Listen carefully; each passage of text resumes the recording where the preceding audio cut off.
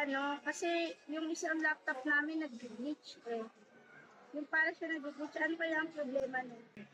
Hello mga boss, another laptop, another day. May tanggap nga pala tayong Lenovo ThinkPad. Ang problem niya, keyboard. Ngayon, papalitan natin ng keyboard. Ito, sinisimulan ko na. Tinatanggal ko yung dalawang screw. Siya yung lock para sa keyboard. Siya nga pala, nasa ibabaw lang yung keyboard or detachable siya. Kaya hindi na natin kailangan buksan yung laptop. Pero, need natin tanggalin yung battery. Ayan. Na-detach naman yung battery. Yan. For safety lang mga boss, kailangan natin tanggalin yung battery. Yun, natanggal na natin.